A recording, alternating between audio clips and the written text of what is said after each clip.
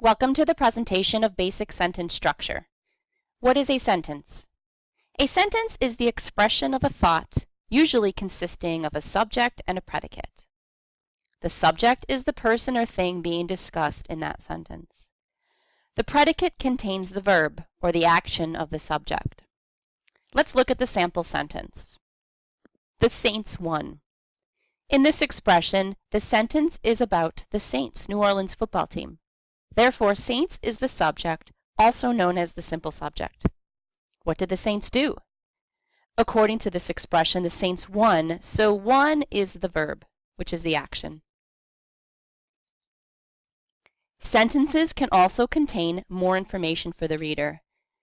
Direct and indirect objects can appear in expressions. Depending on the verb, a sentence may also have a direct or indirect object. Let's look at the following two examples. The Saints won the game. As you can see, the words the game have been added to our previous sentence. The game is a direct object, as it answers the question, what did the Saints win? Let's look at the next example. Brees passed Coltson the football. In this expression, who or what is the sentence about? It is about Brees, Drew Brees, so that is the subject. What did the subject do? Brees passed the football. Passed is the verb. And what did he pass? It was the football. So football is the direct object. To whom did he pass it? He passed it to Coltson, so Coltson is the indirect object. Sentences may also contain different types of modifiers. Modifiers are used in sentences to give more detail or to clarify something to the reader. Let's go back to our original sentence with the added modifier, an adjective. The Saints won the final game. Final is an adjective that modifies game. In this case, the reader then knows even more about which game that was won. Let's look at yet another modifier added to the sentence. Eventually, the Saints won the final game. Eventually, the adverb, is added to this sentence.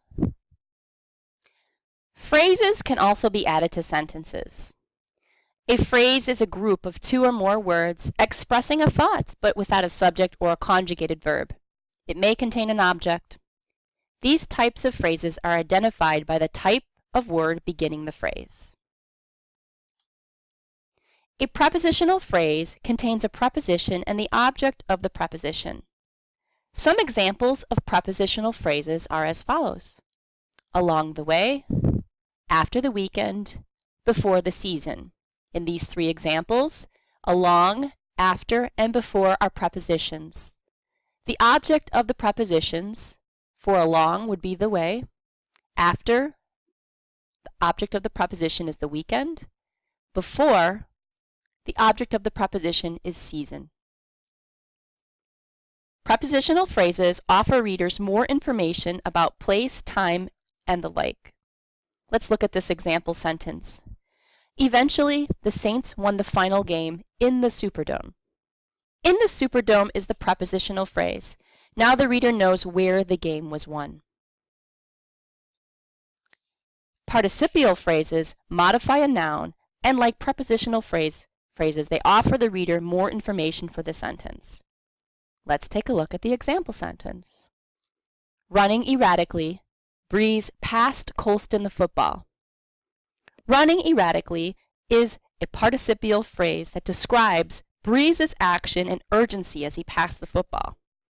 Modifiers make your sentences more vivid and descriptive for your reader. How can you tell if you have a complete sentence? Well, first, it needs to begin with a capital letter. Let's look back at the previous sentence. The letter R is the beginning of the word running, and it is capitalized.